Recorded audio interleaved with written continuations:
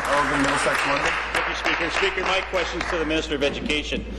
Minister, you've made grand statements about your efforts to combat bullying in our schools. The laws and regulations enacted by your government requires principals to notify parents if their child has been harmed due to bullying, or to outline the steps being taken and the supports being provided for the pupil in response to bullying. These are necessary legislative requirements, but unfortunately there's a family in my riding who, due to a lack of action from school administrators in response to bullying, have had to pull their child out of school. Minister, laws and regulations are only as good as the people responsible with enforcing them. What process does your ministry follow to ensure school boards comply with anti-bullying legislation? How do you keep school administrators accountable, and why has this process failed in my riding? Thank you. Minister of Education. Yes, thank you very much. And there has been, as you've noted, a series of pieces of legislation to put in place both legislation and policy around managing bullying in our schools.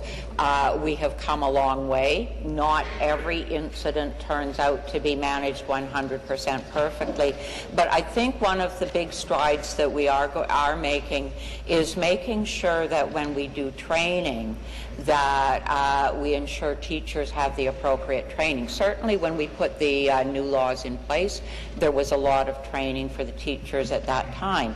But with the changes that we're making to our initial teacher education program at the Faculty of Education, we will now ensure that every new teacher to be licensed in Ontario will have training on safe schools and anti-bullying protocols as part of their training to be licensed as a teacher in Ontario. Thank you. Supplementary. Thank you, Speaker. Speaker, my question was about accountability and how the processes are monitored, not training. So maybe in the supplemental I'll get the answer to my first question.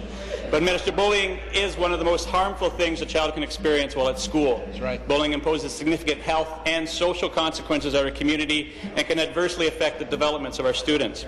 We fortunately moved past the notion that bullying is a natural part of the school and just something that someone has to deal with.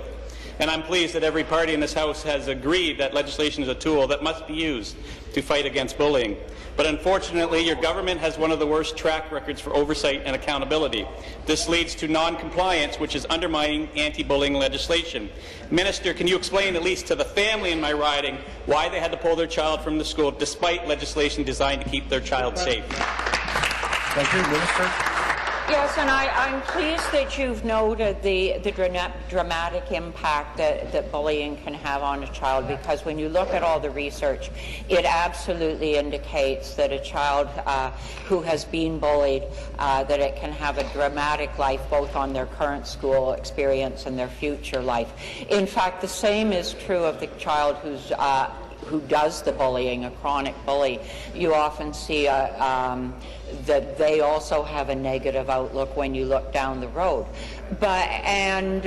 Absolutely, when a parent is concerned, they need to be contacting their local trustee, because it's in fact the local trustees who are accountable for ensuring that this legislation is put into place. But I must say that it is extremely strange to be getting a lecture from this party, which failed to vote in favor of the last piece of bullying legislation, which was Bill 13. You vote. Thank you. New question.